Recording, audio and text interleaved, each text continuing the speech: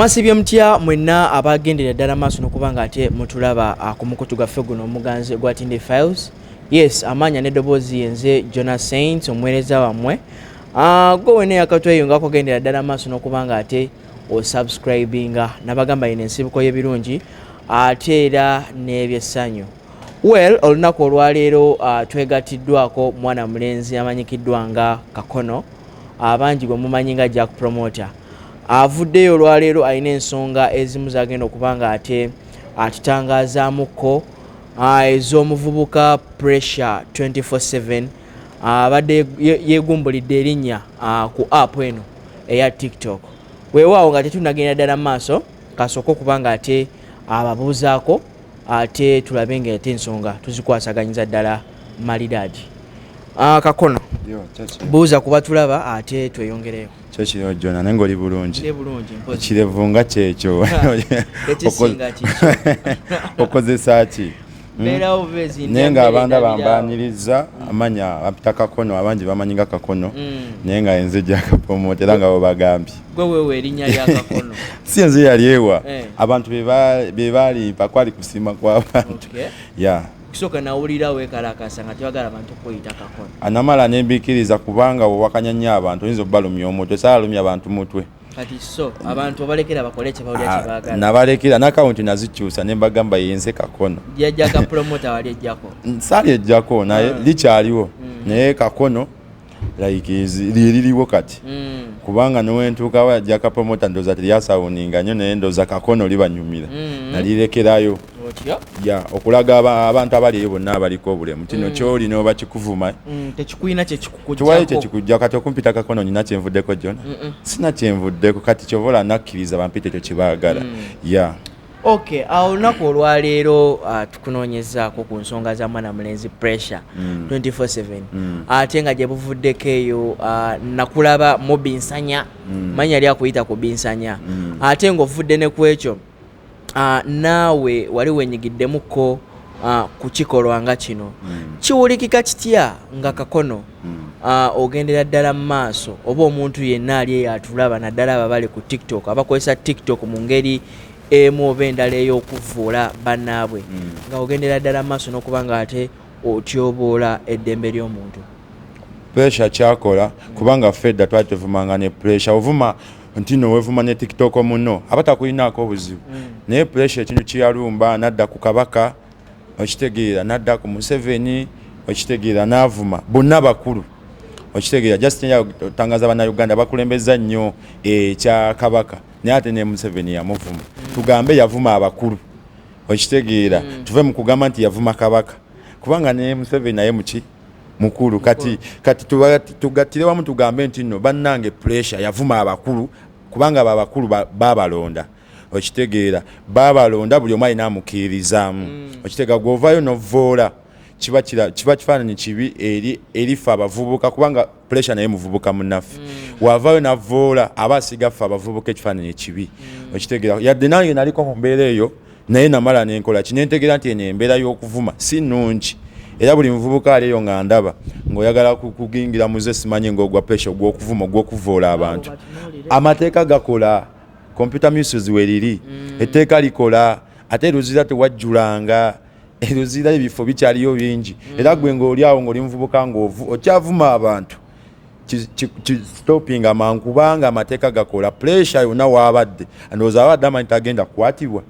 kubanga Pressure ali mu Uganda lwakuba abantu abamu balowooza nti Pressure tali Uganda abadde mu ggwanga muneeno mwali mwabadde muneeno mwakolera ebintu bye okitegeera olaba n'obeera bweru era basobola okukwata kati nga tetunagendera ddala mu maaso omuntu yenna agendera ddala mu maaso n'okubanga ate ovuma ababa bakusingako oba ab'amaanyi backup yange eri kijoba olina emabegawo nga gw'ogamba nti tosobola kubaako kintu kyonna kikukolebwako mu kaseera ako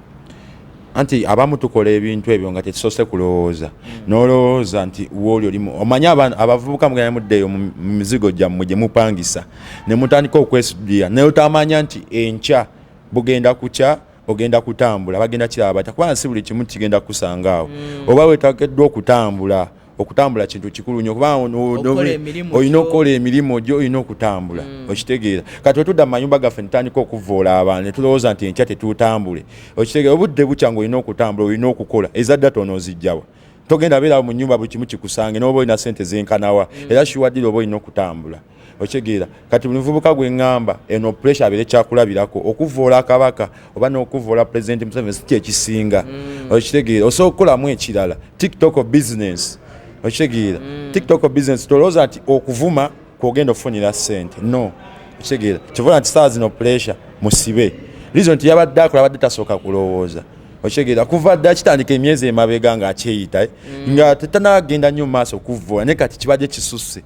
nga ayisiza ddala kabaka maaso avumira ddala simanyi mu 7 niweebuza ono omwana kiki okitegeera ono aba kontenti oba ddala abaako n'obukyawe ku mutima gwe nga yagala ddala boolesa kwoyo gwabeera agenda ddala maaso n'okuvuma ate n'ebiseera ebisinga abantu abo oluusi aba bakola ebyo ebintu babaako abantu ababa bakozesa okitegeera abantu ababa bakozesa be babakozesa ensobi kubanga wafuna obuzibu omuntu oyo abadde akukozesa toyinza kuddamu kumulaba abula okitegeera n'ennamba yasobola ogidiritinga mu ssimu kubanga aba akimanyi waaviirayo naye gumukwata okitegeera nze nakera ku makya n'ensibibwa abantu bambuza ani akukozesa naye ng'ate siyalina muntu yenna nze ankozesa okitegeera a good example nti wooli yes wava kuki okwejjayo n'otandika okukola ebintu ebyo wali okola nze nali nejjayo nga njogera nga omanyi nti wono TikTok okuba kola vibe fe abamu tukuyita kola vibe obeerawo n'okola vibe naye nga tomanyi omuntu gw'okolerako vibe waliwo abakira ffe tuba nga tugamba nti oyo content naye ate wali ngo yakyawa nga newakusanga nze mabega gangu nabeeranga ku live ng'omutaga wenkusaanyiza okukuba Subaru yange eno nempulira ddala nga okutambula kwankuli mu kati habaga okitegeera ng'omuntu ajja ku live n'akukanga okitegeera nova ne ku live ng'owulira otidde ng'otya n'okutambula mu bantu for public okitegeera kati pressure kyabadde akola kibi ffenna tuli bavubuka okitegeera jjo n'okuvayo n'ovuma omuntu si ekisinga ffenna tusobola okukola tusobola okupambana okitegeera nze jjo nga sinaba kujja ku TikTok nze ndi mupambanyi ndi mu music industry ndi mupambanyi promoter okitegeera era nalingawo noyemba nga nvuddeyo nga TikTok bagigaddewo jjo ngenda kusigalawo kubanga nyina omulimu guneeyigiriza mutwe si gwakusomera wabula nagweyigiriza okitegeera kati kiŋŋamba abavubuka ng'olina kyokola kinywereze ddala tolowooza nti apo tukemazaamu following eyinza okuba ennungi ate eyinza okuba embi okitegeera abantu abamu babira ku TikTok okwagala funa following naye si kirungi okitegeera following ekusibya following ekutwaza eruzira following esobola okwebasa n'olya bubi kubanga eruzira si walungi eruzira tulya bubi tusula bubi omuntu yenna yalatuuseko eruzira yasobola okutegeera ekiriyo okitegeera kivola nti buli mwana yenna wano wa TikTok okuva ku sefu 10 baani bonna we basibye balaba bakyusizza embeera reason nti luzira bali batuuseyo bagimanyi ne content omulaba yakyuka omuntu yali avuma akolawo ka challenge wake niwaba akuvuma aleeta akayimba n'ateekako ekifaananyi kyo naye nga tayisizza bigambo bikyafu mu kamwa kubanga ebigambo ebyo bikyafu era video zivayo wali mu kooti ng'obujuzi weebuli okitegeera computer misuse weeri etteeka likola nze dda nali manyi nti essimu tesibya dda nali nga kusimu nga ndowooza essimu tesibya ne kati anke essimu esibiza ddala okitegeera ate tulina okimanya nti ne TikTok yayingiramu ebyobufuzi bingi okitegeera yes obalaba ng'olina following bakukozesa ne bakukozesa ensobi tokola nsobi lw'obusente omusajja agenda vayo kuwa $50,000 kyogamba nti abantu abamu bavayo najja n'akulumba n'agamba kakono ono mumpisizeemu eggaali kwatayo $5,000 nze nali nfunyeko omuntu nga tujjeko ebyobufuzi nali nfunyeko omuntu nga mpa ssente nga mba nvumirooni nali nfunyeko omuntu nawe n'okikola emabegako nali nkikola naye kati sikyakikola kati jjo nawe ojja nonga nti nvumirooni ssente nzikiriza ne sikukola omulimu ssente nzirya ne sikukolera ne nkulaga nti kyobadde onsindikako kibi okitegeera mba nkuyigiriza nti jjo nawe onsindika ovuma ono mmanya nti naye ayina abaana muzadde azaala okitegeera sikyasobola kikola naye dda nali nkikola lizo nti nali sikwatibwanga muli amateeka gakola computer misuse eteeka we lirikolera ddala okitegeera era ekyo pressure kiyakoze bagenda musiba okitegeera niwaba akedde ku makya nga avuddeyo jona okuvuma kabaka kintu kirala mukko oba okuvuma President Museveni nakyo kirala mukko niwaba akedde ku makya nga avudde bagenda musosola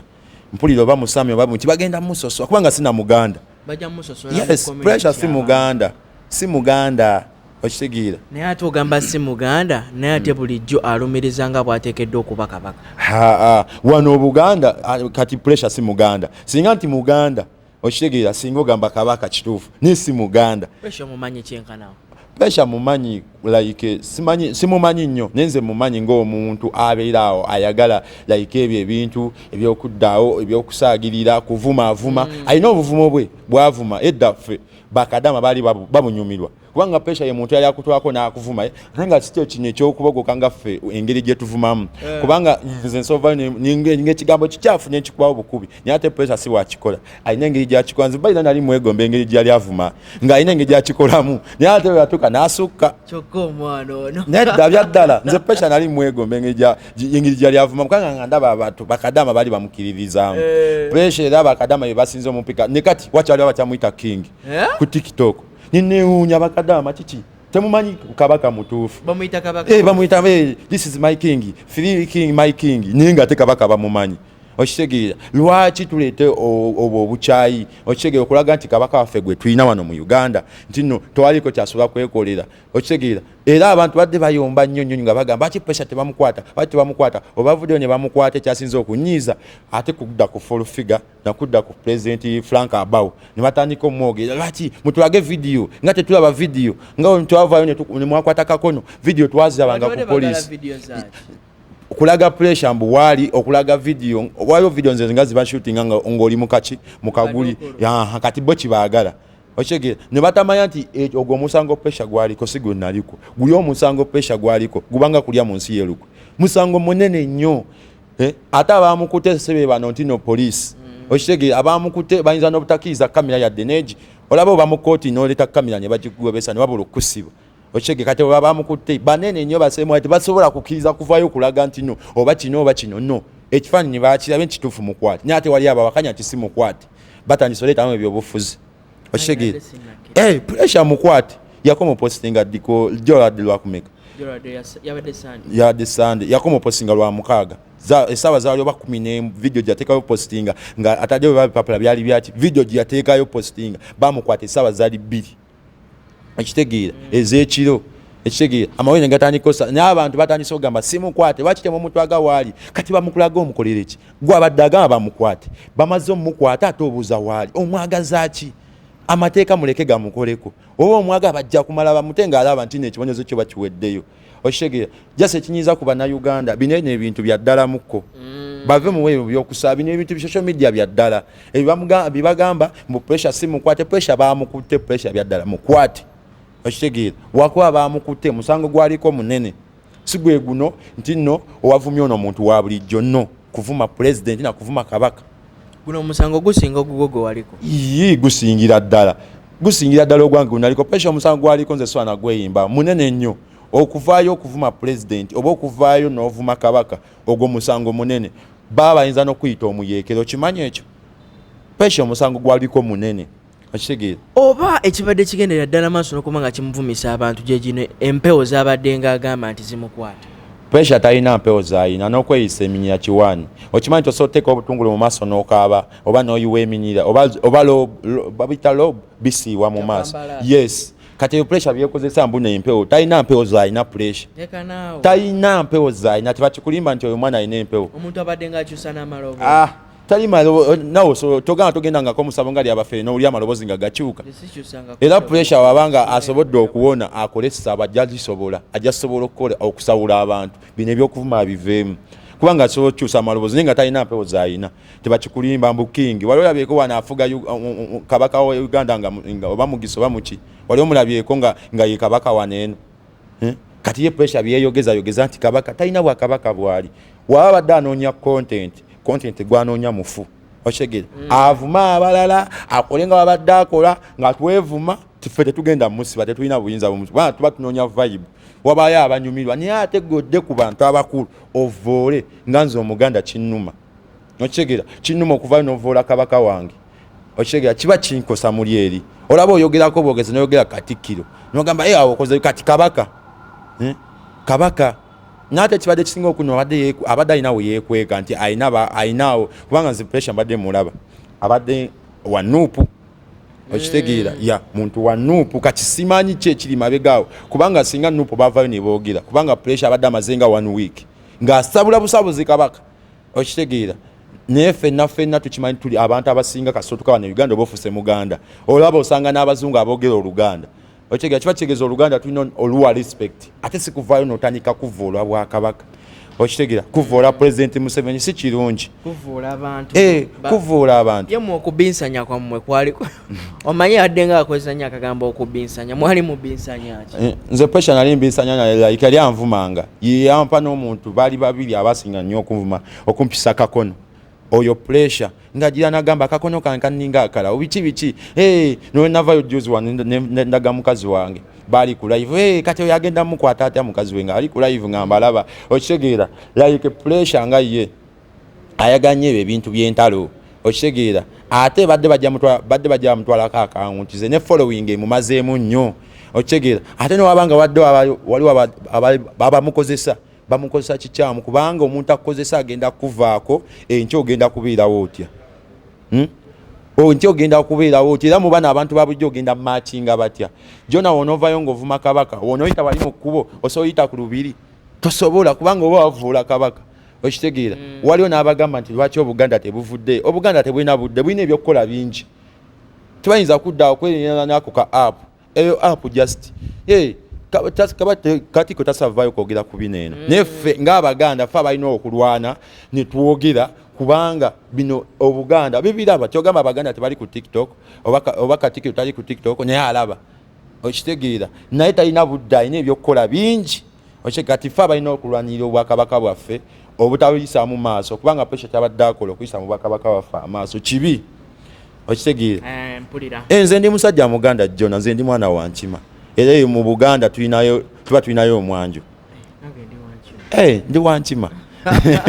era serious nze ndi musajja Muganda nayo nsuseeko kuba Enkima goli mukalukalu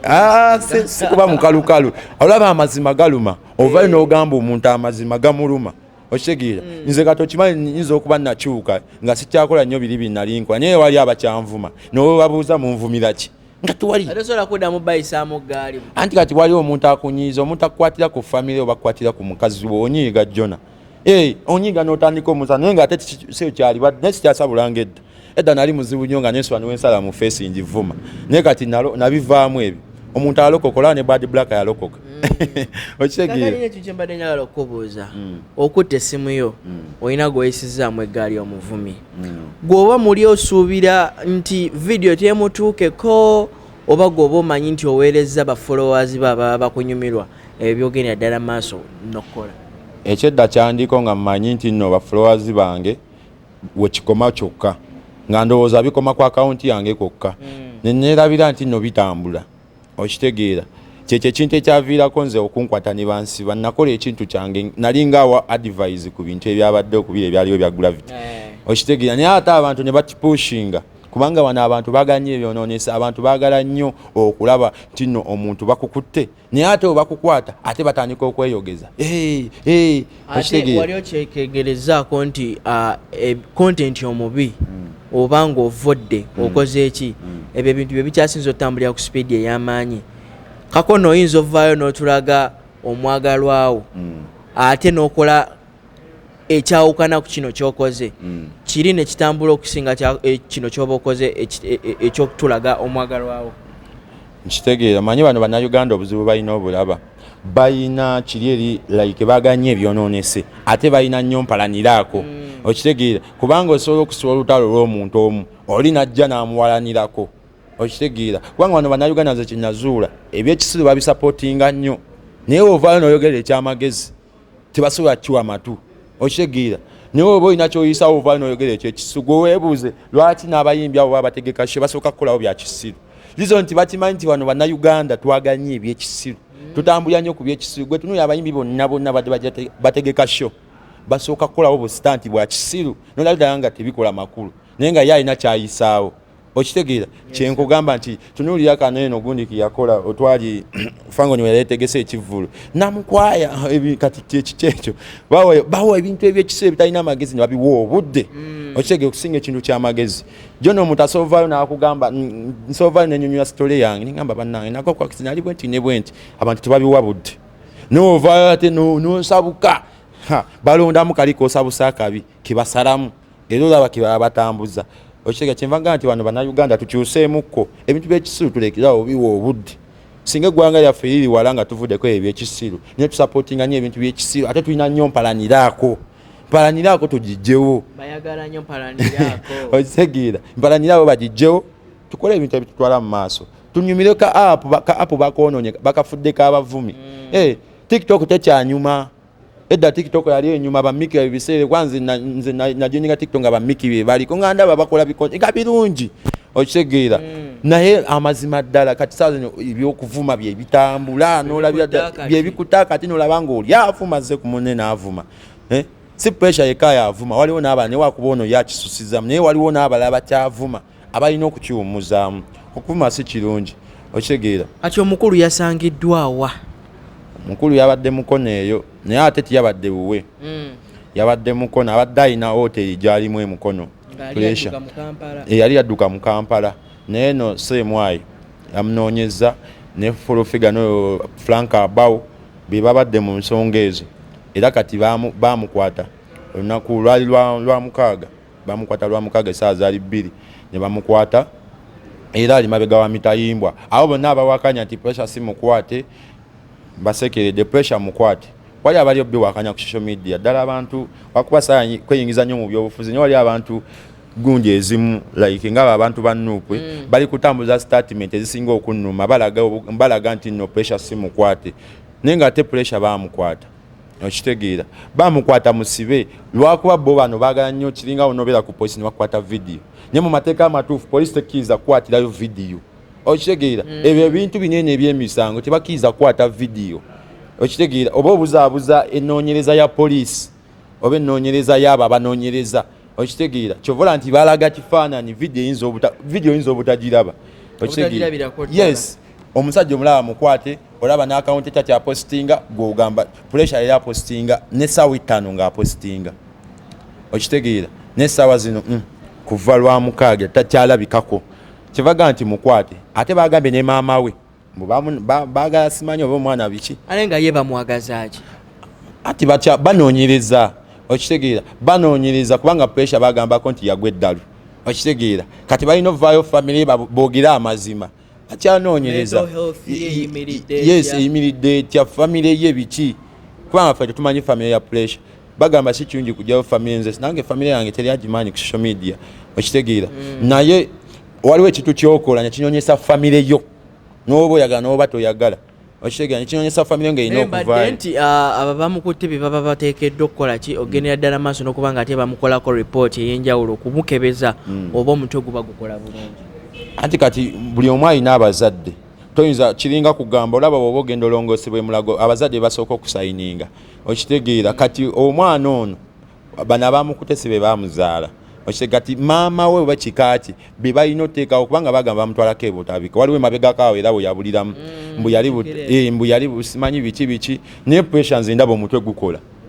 yeewunza bwewunza operation omutwe olaba yalese ayimbye oluyimba teruliiwo kyogala oluyimba bye baluyimbye yayimbye n'oyo simanyi Asha Blessing gwabadde atambuza adda yafunya n'omuyimbi awo Asha Blessing si kumanaginga naye adda afuuse muyimbi alina oluyimba ku akaunti ye balukolera Blind Beach sigenda ku akaunti ye pressure kyogamba obadde ludda wajjona pressure muyimbi abadde afuuse muyimbi yayimbye n'Asha Blessing oluyimba awo kweruli ku TikTok ye pressure abadde asobola okudda mu bintu kyogamba waliyo gwe bayita nti no yagwa eddalo ayimba n'ogenda mu studio ne barecording oluyimba kyogamba mulalo ayimba n'ogenda mu studio n'oyimba kati pressure yagenze okola ebyo byonna nga amaze ofulumya oluyimba yo bweruli kale nga tumaliriza obubaka obusembayo eri abo abakozesa app eno mu bubi abajja nga bo bamanyi nti bagenda gaininga following ng'ate batyoboola eddembe lya bannaabwe nze bannaawe omuntu alivayo yenna nga mpisaamu eggaali ndimuyisa bulala tukanze ssebo obubaka munjaba buweereza bonna abantu abo bavubuka bannange ebyokuvuma si bye bisinga osobola ofuna ebirala ebyokukola kubanga okuvuma temuli future yonna mmanya n'oba ovumidde omwaka mulamba bajja kumala bakukwate bakusibe kubanga computer misuse etteeka lyajja ate erudda lyayambako okitegeera kubanga singa teryaliwo singa tweyuzaayuzaamu bufi singa amateeka tegakora singa twesanga ne twetta ne kati etteeka likola weeriri vuma ng'okimanyi ovuma ku lisikiyo oba nakukwata ne bakusiba tobaako mulala yenna gw'onenya nenya mumwago kubanga guno omumwago sibya jona yes omumwago gwo bonenya kati ekisibiza pressure mumwagwe manya emimwajo byoyogera no londamu ebintu bimu ku byoyogera okitegeera manya nti kyoyogera enkya kisigalawo nze jona bintu binakola mabegera simanyo babirivaawo ne kati bikyandiko okitegeera nengezaako bivaamu muri owulira otya yadde byonna byaggwawo muli impulira nsanga abantu abayinja bagamba wali okanoterera anko okitegeera osanga abasajja ne bagamba olaba watereera okitegeera kiba kitegeeza nti wali abakkiriza nti nze natereera okitegeera okola ebintu byonna byokola nze jona nakikolere omwaka gwali kyenva ngamba nti kobe ngo bikoledde emyaka emeka walayi kobe bweru okomawo Uganda ne bakusiba nze nkubuulira waliyo n'abaana abalinyenyo ne bagamba n'abe bajja kunsiba vidiyo zibaawo era bakulaba ng'olaaninze nga bakwata nga basiba okitegeera amateeka gakola kino ga buli muvubuka yenna ndaba kyusamu mu byokola TikTok eyo app gikozese bulungi manya nti okusiba weekuli bagenda kukwata bakusibe oletere family y'ebizibu abamu kuffe tulina family zaffe enjavu oziretere ebizibu batuuka otunda obubanja mu kyalo obayina ate nga n'otunda obubanja nga toli wakuvaayo oba tujja vaayo okitegeera nze nayimira mu kooti nayisimirangako nga mpulira n'ebigere bikankana bwe nti okitegeera kooti nzibu nnyo akaseera kaba kazibu nnyo nga ne kati wenjogerera nkyatambula ku kooti kyenva gamba nti kola byonna byokola ng'okimanyi amateeka gakola bagenda kukwata bakusibe era mu livubuka ngo kyakola content kw'okuvuma kyusa mangu zibuka amaaso biveemu okitegeera oyinza okugamba ate yali omuvumi atubuulirira batya no n'omwana omutakuye ngoma noozina si bwe kiri yes kati nze omanya nti nabivaamu kati naawe kyuka okitegeera kyuka kukyuka kyangu nnyo kyekyusa just n'okyuka essimu yo data wuwo lwaki tokyuka weebuulirire amasimu tulekerawo nagawa obudde tuwenye ebintu bye tukola obudde saa zino amasimu tugawa obudde n'emirimu ne tugifiirwa ne essimu gy'owa obudde manya oba togifunako gyesonyiwe giveeko okitegeera kola ebintu ebikutwala mu maaso ojja kuba bulungi okay mu kaseera kano tugenda kuba ate tukoma wano emboozi ya mwana mulenzi Kakono wabula mwenna abatulaba ate akaseera kano ngezaako kubanga ate mbebaza n'oyo yenna alina kyagala okubanga ate atutegeeza genda ddala mu comment section obeeko n'obubaka bw'otuteerawo tujja kuba tubufunira ddala mu nnambiro kw'ossa n'ennamba zaffe ez'essimu ziri awo ku screen yo wammanga nze Jona Saints mbere bulungi mweraba